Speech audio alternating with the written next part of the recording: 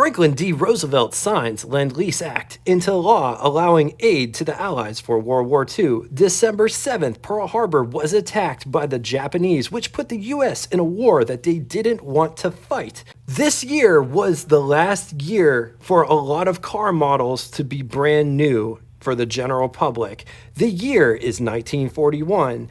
And this Packard Woody wagon was brand new. But before getting into all of it, I'm Jay. Welcome to What It's Like, the automotive channel that puts the spotlight on the lost and forgotten classics, vintage, some exotics, lots of orphan cars, and cars off the beaten path. We dive in deep with specs, period ads, talk button switches and knobs, and the designs of these rolling works of art. If that sounds like a channel that you will totally dig, subscribe and hit the bell icon next to it to never miss a video.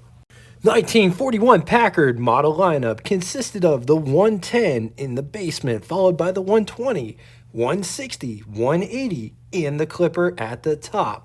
The Packard 110 grew out of the 115, which was offered from 1937 to 1939. That's the 115, and was Packard's entry-level offering, priced just a tad higher than Ford or a Chevy. The 120 was Packard's mid-price car. Both the 115 and 120 were junior cars, and frankly saved Packard, because you have to remember, times were really trying during the Great Depression. Packard was a primo brand. It was the only premium brand to survive in America after the Great Depression because of the 115 and the 120. Packard also offered the senior cars as well, Super 8 and 12. I'm gonna break it down for you, boy. Because it is kind of confusing. So the 115 was offered from 1937 to 1939. It was replaced by the 110 in 1940, and it was produced from 1940 to 1941. Packard offered the 120 from 1936 through 1937, took a break in 38, brought it back in 39 through 41. The Super 8 would become the 160 from 1933 to 1951. Custom Super 8 180 was built between the years of 1940 to 1941. The 12 was discontinued in 1939, but it was made in two series, 1916 through 1923, often referred to as the Twin Six, 1933 through 1939. When the 12 was discontinued, the Custom Super 8 became top trim level. Packard offered Woody wagons from 1939 to 1941. The bodies were done by Hercules of Evansville, Indiana. 1941 Packard 110 could be had as a business coupe, club coupe, touring sedan, convertible coupe, and station wagon. It's important to note that Packard offered Woody wagons in the 110 series as well as the 120 series. And the biggest difference between the 120 series and the 110 series is the wheelbase in which it rides on. The 110 rides on a wheelbase of 122 inches, whereas the Packard 120 rode a wheelbase of 127 inches. Six-cylinder was powering the 110, whereas the 120 had an inline 8. So let's compare. 40 on top, 41 on the bottom. Starting in the front, the biggest change that jumps right out at me is the headlights on the 40, where they are mounted in the pods that sit on top of the fenders, whereas on the 41, they are actually inside the fenders themselves. Also, the bumpers are different. Hood trim has been updated. Moving to the side profile, the 41 has accent trim on the fenders that isn't seen on the 40. Oh yeah, and I totally know that there is a 120 pictured at the bottom picture. I couldn't find a 110 side shot that was usable. Both front and rear fenders have been revised, as well as the running board marker lights have also been revised. The 41 has rocker trim not found on the 40. Moving to the rear design, gas filler cap on the 40 versus behind the door on the 41. Bumpers are different. Notice there are side mounts on the 40 and there isn't side mounts on the 41. That was an option for both gears. Moving inside to take a look at the dash and interior, which are totally different. Which one do you like better in the comment section below? Let's talk specs. It rides a wheelbase of 122 inches. It weighs 3,500 pounds. Price $1,265, which is equivalent to you spending $26,171.47 in the year 1941, which is an insane price. Because if you see what these things are going for now, you would have made bank if you bought this back in 1941. And I honestly think that there's a lot of things that the inflation calculator can't calculate for. Like, for instance, 26 grand is kind of okay money now. But back in the day, that would have been a ton of money because there's less people on the planet to spend that kind of money. So there just isn't that much money in circulation. So $26,000 is a different number than what is equated out to be. Anyway, onto total production for 1941 Packard was 72,855 units, of which total 120 production was 34,700 units. Of that number, total Woody wagons, the 110 series made 136 wagons. The 120 series, 58 wagons. There is said to be one that was produced in the 160 series. Moving on to engines. Only one engine on offer for the 110 series. That was the 245.3 cubic inch displacement flathead inline 6 4 liters. It was good for 100 horsepower, 3,200 RPM, with a bore of 3.5 inches and a stroke of 4.3 inches. It was backed by a 3-speed manual transmission.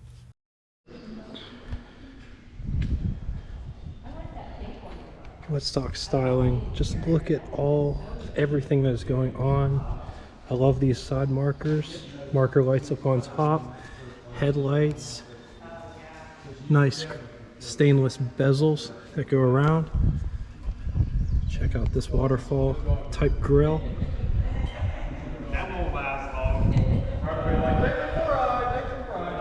Just look at all of the different lines going on.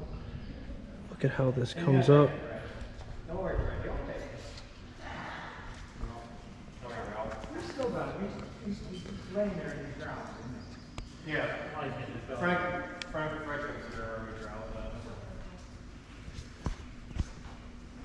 Look at how these fenders are designed. These nice beads. Stainless bead bars here.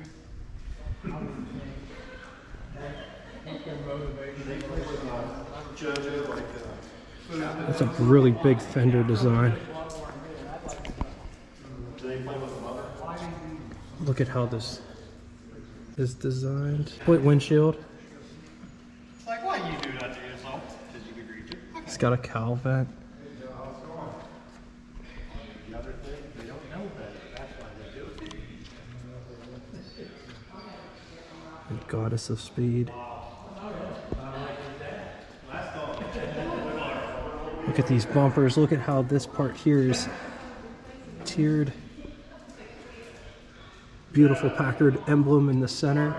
Look at how this grille comes to a point. Just look at that. And it goes the whole way down.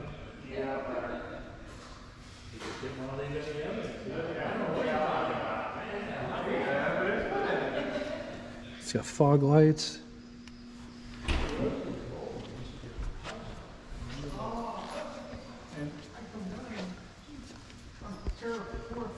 But just look at this wood body. The mirrors are mounted on the door itself. Look at how it's designed. Also notice this is the widest point of the car right here. See how it like tapers back in?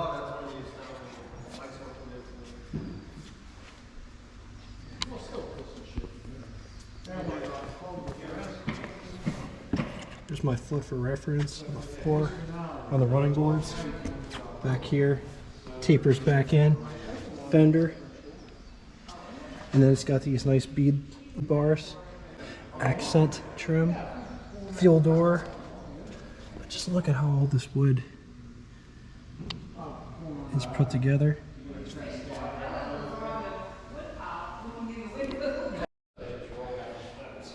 This car does have drip rails that run the length of the car, clear back here. Coming up and getting inside, but before we do, look at how this door handle is designed.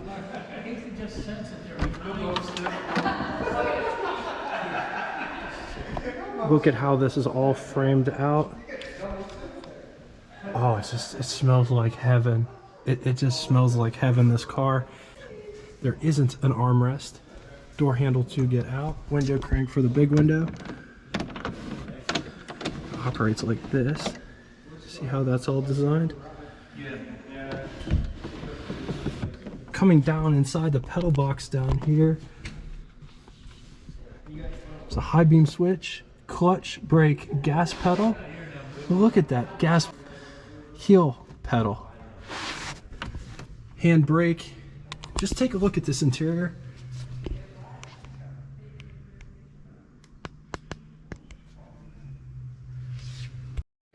Here's what over the hood impression looks like, and what an over the hood impression that is. I would love looking at that every day.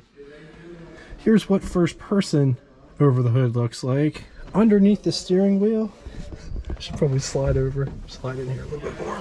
I'm not totally in. There is adequate space underneath the steering wheel, and the reason I show this is because these cars have huge steering wheels and the seats can move back and forth, but they don't move up and down generally. So if you don't fit in the car, it's not very comfortable to drive if you don't fit in it.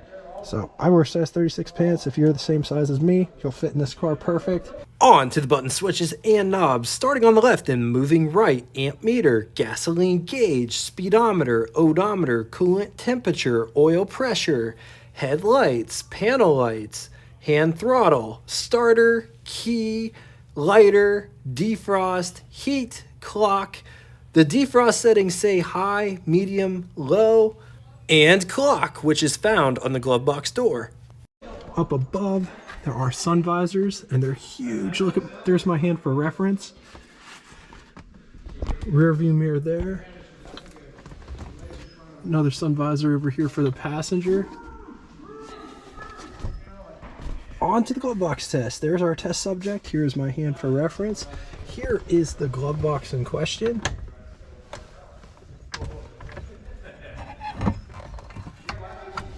How absolutely massive that is.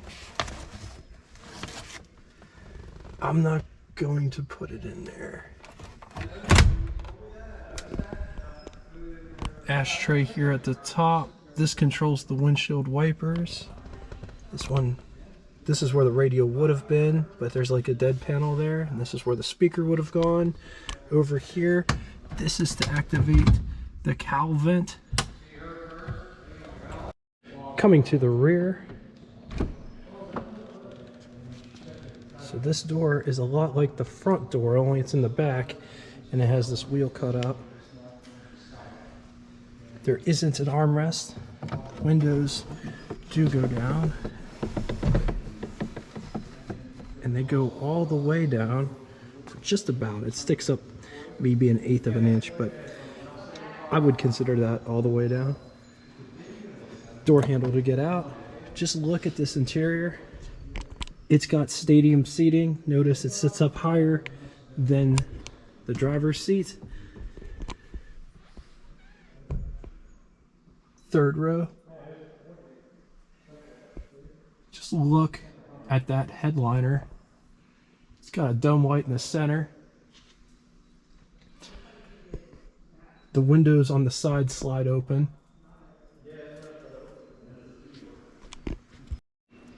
The hood release is right here, and it opens on both sides. The other one's over here.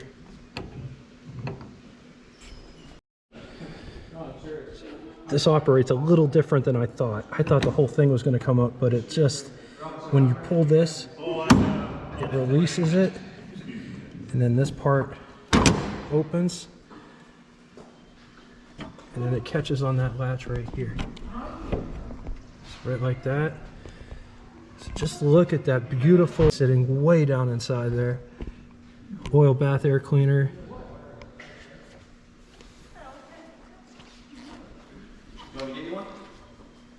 Just look at that hood open with the Goddess of Speed in the center.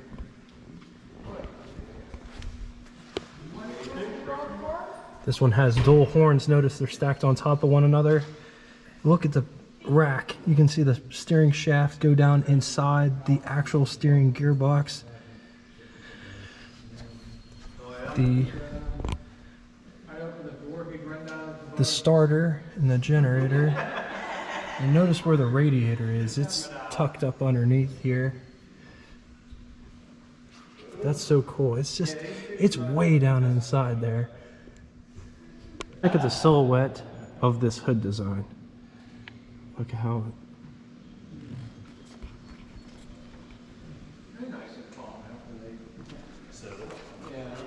On the positive side, these are rare. If you bought one in the past when they were worth nothing, they are worth something now. 41 and 42 are the last of the golden age Packards, in my opinion. Like, don't get me wrong, Packard made some really nice cars after 42, but it was never on the same level, if that makes any sense. 6-cylinder probably gets decent gas mileage. Against it, they rarely come up for sale, and when they do, they go for big bucks, meaning they are unobtainable for a lot of people. Engine sits way down inside, so you might need a step stool to work on it. Alright, now it's time for Would You Rather. 2 scenarios today. In the first scenario, would you rather have a 1941 Cadillac Woody or 1941 Packard Woody or 1941 Hudson Woody? I'm going to leave this here for a minute. Feel free to pause the video. Moving on to the second scenario. Would you rather have a 1941 Packard Darren or 1941 Packard Woody or 1941 Packard Clipper? Once again, going to leave this here for a minute. Feel free to pause the video. Now it's time for Name That Tune. First person to get both the name of the band and song title correctly in the comment section will have their comment pinned to the top of it. Thank you all so much for coming out and watching this. If you'd like to get in touch with me, shoot me a comment in the comment section below or check out our Facebook group that correlates with this YouTube channel. If you don't have Facebook and would like to reach me, send me an email. All of that will be linked in the description below. Just know I appreciate all of the support. And until next time, toodaloo! You're only 16. But you're my teenage queen, I'm my queen. You're the prettiest, loveliest girl that I've ever seen.